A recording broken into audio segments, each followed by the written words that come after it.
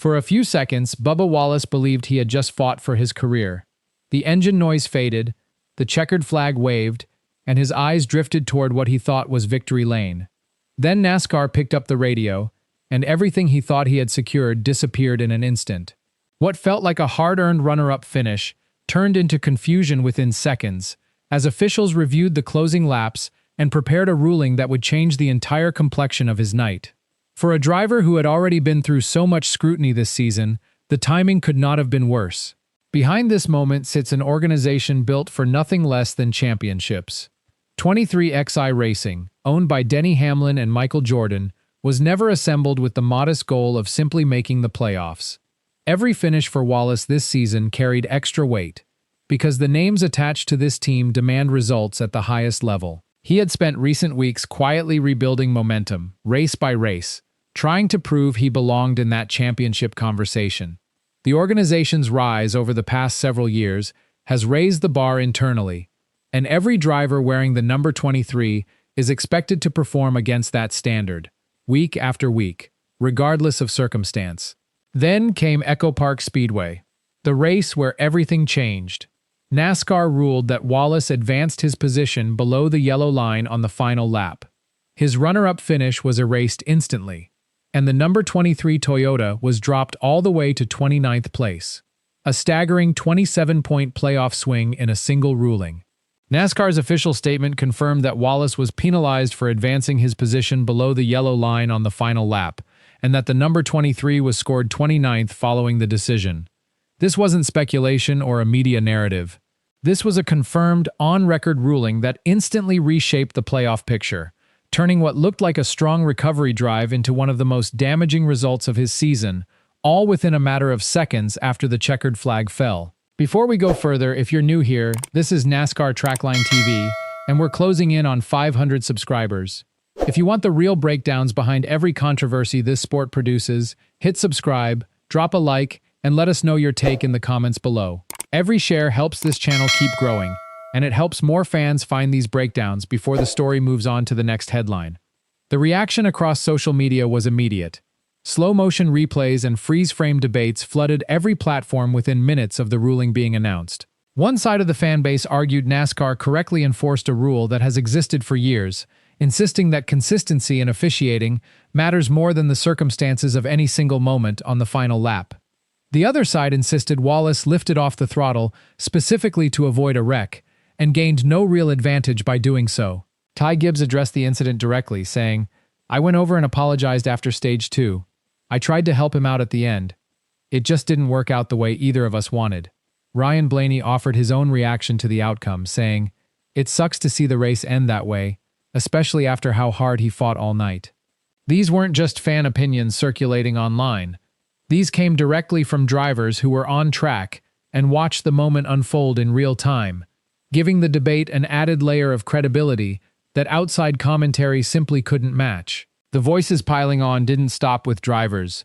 Dustin Albino described the ruling as a massive playoff swing, calling it a brutal points hit this late in the season, when every position on the board matters more than at any other point in the year. NASCAR on Fox confirmed that Wallace lost 27 positions after the final lap ruling, dramatically shifting the playoff standings in an instant and altering how the remaining races would be approached by the entire team.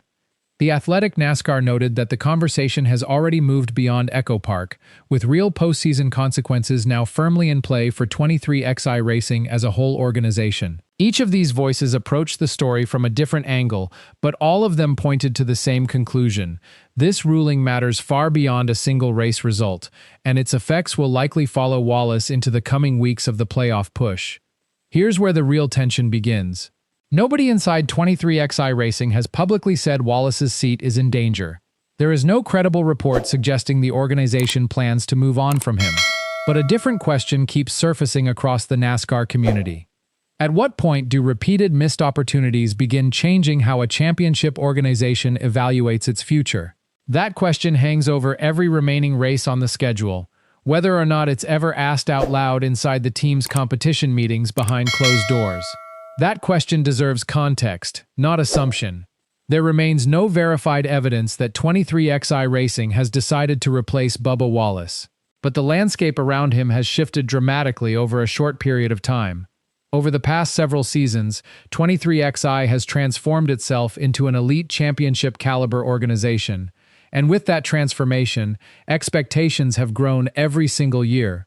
Fair or not, Wallace is constantly measured against Tyler Reddick's performances within the same team, and that comparison only intensifies every time a result like Echo Park happens on national television. The stronger the organization becomes as a whole, the sharper the scrutiny on any driver who falls short of expectations. A racing analyst weighed in on the technical side of the controversy, pointing out that the yellow line rule has been enforced consistently for years, and that this controversy centers on interpretation, not the existence of the rule itself. That distinction matters, because it separates a debate about fairness from a debate about whether the rule should exist at all in modern Cup Series racing. Not every voice agreed with the penalty, though. One fan pushed back directly, arguing that Wallace lifted the throttle specifically to avoid wrecking the field, and that he gained no unfair advantage by doing so, calling it a tough call by NASCAR.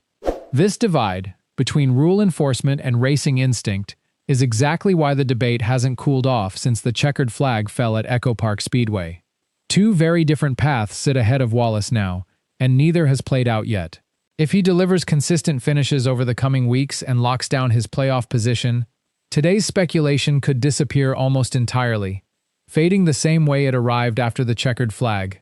But if more opportunities slip away the way Echo Park did, fan theories will only grow louder, and every remaining race will invite fresh questions about his future with the team. Race Day critic addressed this directly, stating that the contract rumors circulating right now are still just fan speculation, but that the pressure is real because expectations inside 23XI racing are championship level from top to bottom. Garage Buzz added another layer to that, noting that the Echo Park penalty didn't create these questions in the first place. It simply amplified conversations that were already building beneath the surface, and that the next few races will determine whether the speculation fades or grows louder from here on out. Right now, there is no verdict. There is only a driver under mounting pressure, a championship organization watching closely, and a penalty that changed far more than a single finishing position on a Saturday night. Whether this becomes a turning point or a forgotten footnote depends entirely on what happens next on track, and how Wallace responds when the pressure is at its highest point of the season. Drop your take in the comments. Do you think NASCAR got this call right, or did Wallace get an unfair penalty? Share this video with another NASCAR fan who needs to see this breakdown right now. If you enjoy real NASCAR breakdowns like this, you'll like what's coming next.